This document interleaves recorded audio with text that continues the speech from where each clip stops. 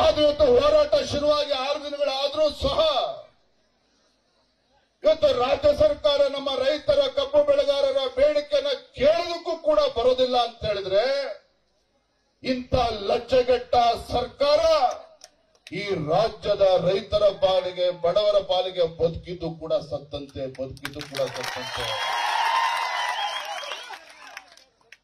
ನಾನಿವತ್ತು ಬೆಳಗ್ಗೆ ನಿನ್ನೆ ಮಧ್ಯಾಹ್ನ ತೀರ್ಮಾನ ಮಾಡಿ ನಂದು ಇವತ್ತು ಏನೇ ಕಾರ್ಯಕ್ರಮಗಳಿದ್ರೂ ಸಹ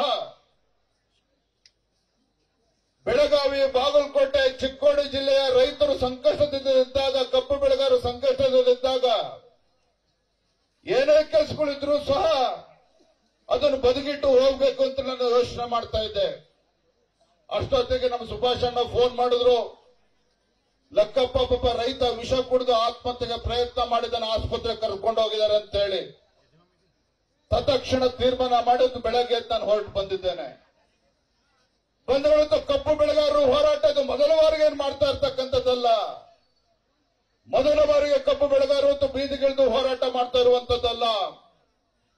ಇದೇ ಸಿದ್ದರಾಮಯ್ಯನವರು ಹಿಂದೆ ರಾಜ್ಯದ ಮುಖ್ಯಮಂತ್ರಿಗಳಿದ್ದಾಗ ಬೆಳಗಾವಿನಲ್ಲಿ ಅಧಿವೇಶನ ನಡೀತಾ ಇದ್ದಾಗ ಕಬ್ಬು ಬೆಳೆಗಾರರು ಇವತ್ತು ವೈಜ್ಞಾನಿಕ ಬೆಲೆ ಸಿಗಬೇಕು ಅಂತೇಳಿ ಹೋರಾಟವನ್ನ ಮಾಡ್ತಾ ಇದ್ರು. ಏನಾಯ್ತು 2014ರಲ್ಲಿ ಕಬ್ಬು ಬೆಳೆಗಾರರು ಹೋರಾಟ ಮಾಡ್ತಾ ಇದ್ದಾಗ ವಿಠ್ಠಲ್ ಅರಬಾವಿ ಕಬ್ಬು ಬೆಳೆಗಾರ ಆತ್ಮಹತ್ಯೆ ಮಾಡಿಕೊಂಡ, ತನ್ನ ಪ್ರಾಣವನ್ನ ಕಳೆದುಕೊಂಡ. ಯಡಿಯೂರಪ್ಪನವ್ರ ಕೈ ಕಟ್ಕೊಂಡು ಕೂರ್ಲಿಲ್ಲ. ಸದನದ ಒಳಗಡೆ ಸದನದ ಹೊರಗಡೆ ಗುಡುಗಿದ ಪರಿಣಾಮವಾಗಿ ಇದೇ ಸಿದ್ದರಾಮಯ್ಯನವರು ಅಂದಿನ ಮುಖ್ಯಮಂತ್ರಿಗಳು 150 ರೂಪಾಯಿ ಹೆಚ್ಚು ದರವನ್ನ ಕೊಡ್ತಕ್ಕಂಥ ತೀರ್ಮಾನ ಮಾಡುವಂತ ಅನಿವಾರ್ಯತೆ ಸೃಷ್ಟಿಯಾಯಿತು ಅವತ್ತು 2014ರಲ್ಲಿ. ನಾನಿವತ್ತು ರಾಜ್ಯ ಸರ್ಕಾರಕ್ಕೆ ಕೇಳೋದಕ್ಕೆ ಇಚ್ಛೆ ಪಡ್ತೇನೆ.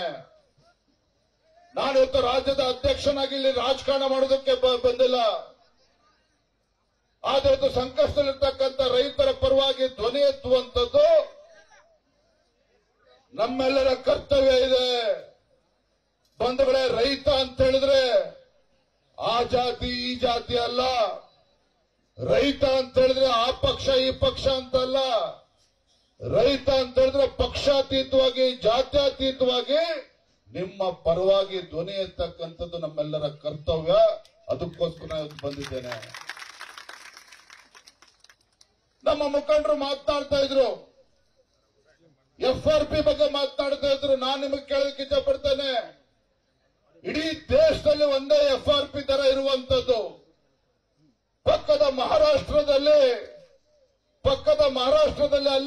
ಅಲ್ಲಿ ಕಬ್ಬು ಬೆಳೆಗಾರರಿಗೆ 3,400 ರೂಪಾಯಿನ ಕೊಡ್ತಾರೆ.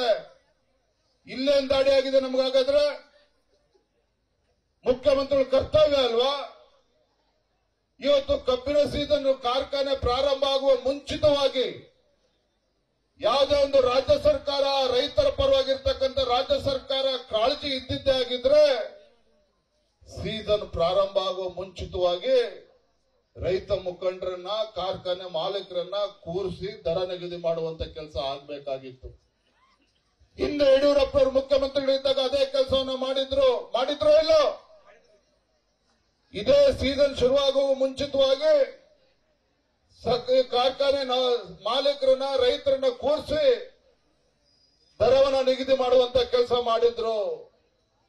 ಹಾಗಾಗಿ ನಾನಿವತ್ತು ಆಗ್ರಹ ಮಾಡ್ತಾ ಇದ್ದೇನೆ, ಗುರ್ಲಾಪುರ ಕ್ರಾಸ್ ನಲ್ಲಿ ಪ್ರಾರಂಭ ಆಗಿರ್ತಕ್ಕಂಥ ಈ ರೈತ ಪರ ಹೋರಾಟ ಒಂದು ಚಳುವಳಿ. ಕಬ್ಬು ಬೆಳೆಗಾರರ ಹೋರಾಟ ಇಲ್ಲಿಗೆ ಸೀಮಿತ ಆಗಿಲ್ಲ. ನೀವು ಮಾಡಿದಂತಹ ಹೋರಾಟದ ಪರಿಣಾಮವಾಗಿ ಬೈಲೊಂಗಲದಲ್ಲಿ ಇವತ್ತು ರೈತರು ಕಬ್ಬು ಬೆಳೆಗಾರರು ಬೀದಿಗಿಡಿದು ಹೋರಾಟ ಮಾಡ್ತಾ ಇದ್ದಾರೆ. ಗೋಕಾಕ್ನಲ್ಲಿ ಇವತ್ತು ಹೋರಾಟವನ್ನ ಪ್ರಾರಂಭ ಮಾಡಿದ್ದಾರೆ. ಹುಕ್ಕೇರಿ, ರಾಯಬಾಗದಲ್ಲೂ ಕೂಡ ಹೋರಾಟವನ್ನ ಪ್ರಾರಂಭ ಮಾಡಿದ್ದಾರೆ. ಮುಧೋಳದಲ್ಲೂ ಕೂಡ ಹೋರಾಟ ಪ್ರಾರಂಭ ಆಗಿದೆ. ನನಗೆ ಗೊತ್ತಿದೆ, ಇಲ್ಲಿ ದೊಡ್ಡ ಸಂಖ್ಯೆಯಲ್ಲಿ ಕುಡ್ಚಿಯಿಂದ, ಹಾರುಗೆರೆಯಿಂದ, ಮುಗಳಕೋಡಿಂದ ದೊಡ್ಡ ಸಂಖ್ಯೆಯಲ್ಲಿ ರೈತರು ತಾವೆಲ್ಲರೂ ಕೂಡ ಬಂದಿದ್ದೀರಿ. ನಿಮ್ಮೆಲ್ಲರ ಹೋರಾಟದ ಪರಿಣಾಮವಾಗಿ ಇವತ್ತು ಉತ್ತರ ಕನ್ನಡ ಜಿಲ್ಲೆಯಲ್ಲೂ ಕೂಡ ರೈತರು ಇವತ್ತು ಬೀದಿಗಿಳಿದು ಹೋರಾಟವನ್ನ ಮಾಡ್ತಾ ಇದ್ದಾರೆ. ನಾನಿವತ್ತು ಈ ವೇದಿಕೆ ಮೂಲಕ ರಾಜ್ಯ ಸರ್ಕಾರಕ್ಕೆ, ರಾಜ್ಯದ ಮುಖ್ಯಮಂತ್ರಿಗಳಿಗೆ ನಾನಿವತ್ತು ಎಚ್ಚರಿಕೆಯನ್ನು ಕೊಡೋದಕ್ಕೆ ಇಚ್ಛಪಡ್ತೇನೆ. ಮಾನ್ಯ ಮುಖ್ಯಮಂತ್ರಿಗಳೇ, ಮಾನ್ಯ ಸಕ್ಕರೆ ಖಾತೆ ಸಚಿವರು, ಹಾಗೇನೆ ನಮ್ಮ ಉಸ್ತುವಾರಿ ಸಚಿವರುಗಳು ತಾವೇನಿದ್ದೀರಿ, ಈಗ ಸಮಯ 1 ಗಂಟೆ 10 ನಿಮಿಷ ಆಗಿದೆ. ನಮ್ಮ ಪೂಜಾರ್ ಅವರು ಮಾತನಾಡ್ತಾ ಹೇಳಿದ್ರು, ರಾಜ್ಯದ ಅಧ್ಯಕ್ಷರು 3-4 ತಾಸಿಲ್ ಇರಬೇಕು, ಇಲ್ಲಿದ್ದು ರೈತರ ಹೋರಾಟಕ್ಕೆ ಬೆಂಬಲವನ್ನು ಕೊಡಬೇಕು, ಪರಿಹಾರವನ್ನು ಕೂಡ ಕೊಡಬೇಕು ಅನ್ನೋ ಮಾತನ್ನು ಹೇಳಿದ್ದಾರೆ. ನಾನೊಂದು ಮಾತನ್ನೇ ಸಂದರ್ಭ ಹೇಳ್ತಾ ಇದ್ದೇನೆ. ರಾಜ್ಯದ ಮುಖ್ಯಮಂತ್ರಿಗಳಿಗೆ ನಮ್ಮ ಮಾಧ್ಯಮದ ಸ್ನೇಹಿತರ ಮೂಲಕ ಗೌರವಾನ್ವಿತ ರಾಜ್ಯದ ಮುಖ್ಯಮಂತ್ರಿಗಳಿಗೆ ಸಂದರ್ಭ ಹೇಳಲಿಕ್ಕೆ ಇಚ್ಛಪಡ್ತೇನೆ. ಕಬ್ಬು ಬೆಳೆಗಾರರ ಹೋರಾಟವನ್ನ ಬಹಳ ಗಮನ ಇಟ್ಟು ತಾವು ಗಮನಿಸಬೇಕಾಗಿದೆ. ಕಬ್ಬು ಬೆಳೆಗಾರರ ನ್ಯಾಯಯುತವಾಗಿರ್ತಕ್ಕಂಥ ಬೇಡಿಕೆ ನೀವು ಈಡೇರಿಸಲೇಬೇಕಾದಂತ ಕರ್ತವ್ಯ ರಾಜ್ಯ ಸರ್ಕಾರದಿದೆ. ತಾವು ಮುಂದಾಳತ್ವವನ್ನು ವಹಿಸಿ ಇವತ್ತು ಏನು ಇವತ್ತು ಸೌಕರ್ಯಗಳೇನಿದ್ದಾರೆ ಅವನ್ನೆಲ್ಲ ಕೂರಿಸಿ ರೈತರಿಗೆ ಸರಿಯಾದ ರೀತಿ ಕಬ್ಬು ಬೆಳೆಗಾರರ ಬೇಡಿಕೆ ಸರಿಯಾದ ರೀತಿ ಉತ್ತರವನ್ನ ಕಂಡುಕೊಳ್ತಕ್ಕಂಥ ಕೆಲಸವನ್ನ ಮಾಡಿ ನಾನು ಆಗ್ರಹ ಮಾಡ್ತಾ ಇದ್ದೇನೆ. ಮಾನ್ಯ ಮುಖ್ಯಮಂತ್ರಿಗಳೇ, ಈಗ ಸಮಯ 1 ಗಂಟೆ 10 ನಿಮಿಷ ಆಗಿದೆ. ಸಮಯ 1 ಗಂಟೆ 10 ನಿಮಿಷ ಆಗಿದೆ. ಸಂಜೆ 5 ಗಂಟೆ ಒಳಗಾಗಿ ಅಧಿಕಾರಿಗಳು ಬರ್ತಾರೋ, ಉಸ್ತುವಾರಿ ಸಚಿವರು ಬರ್ತಾರೋ, ಸಕ್ಕರೆ ಸಚಿವರು ಬರ್ತಾರೋ ಅಥವಾ ಮುಖ್ಯಮಂತ್ರಿಗಳ ಎಲ್ಲಿ ಬರ್ತಾರೋ ನನಗೆ ಗೊತ್ತಿಲ್ಲ.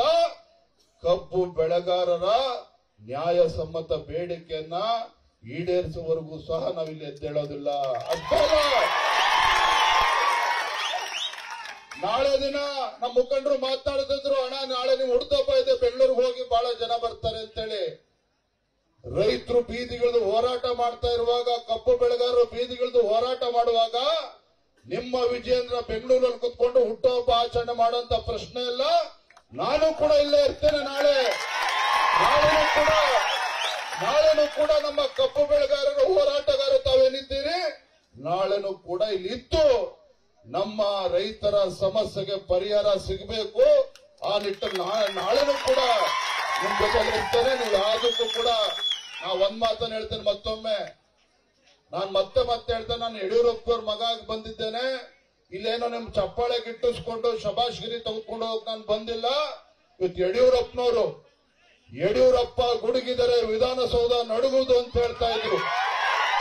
ನಿರ್ಭೀತ, ನಿಷ್ಪಕ್ಷಪಾತ, ವಿಶ್ವಾಸಾರ್ಹ ಸುದ್ದಿಗಳಿಗೆ ಮತ್ತೊಂದು ಹೆಸರಾಗಿರುವಂತ ನ್ಯೂಸ್ 18 ಕನ್ನಡ ಈಗ ಆಪ್ನಲ್ಲೂ ಲಭ್ಯವಿದೆ.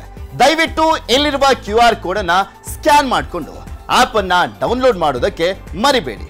ನಿಮ್ಮ ಬೆಂಬಲ ಹೀಗೆ ಸದಾ ನಮ್ಮೊಂದಿಗಿರಲಿ. ಧನ್ಯವಾದ.